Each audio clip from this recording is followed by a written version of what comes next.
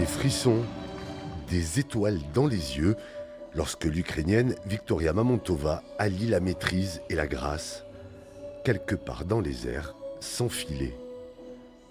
De l'émotion brute, puis des sourires avec Tony Fratello, fil rouge du Cirque de Noël, édition 2025. Je me sens comme un personnage, le clown, qui connecte chaque numéro d'une façon plus poétique, moins traditionnelle comme le fait le cirque d'habitude.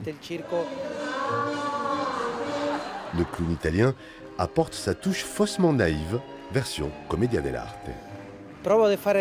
J'essaie d'apporter des rires parce qu'il me semble que dans le monde actuel assez difficile, il faut mettre en avant le rire, l'amour et l'esprit.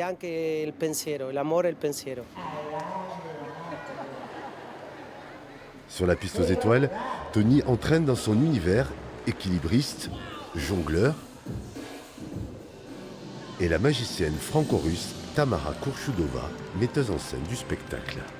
On a travaillé presque un an pour trouver le contexte du spectacle, pour comprendre nos envies, notre ressentiment, nos envies de partage et aussi les envies, qu'est-ce que les gens ils veulent recevoir.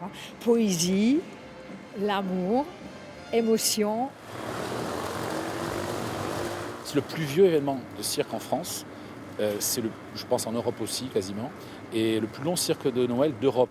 En l'an 2000, Karl Lassus a repris ce cirque, fondé à Salis de Berne par son père.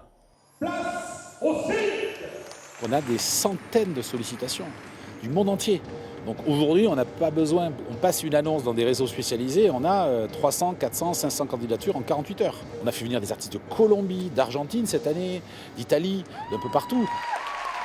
Du Béarn au Pays Basque, la magie opère depuis 50 ans.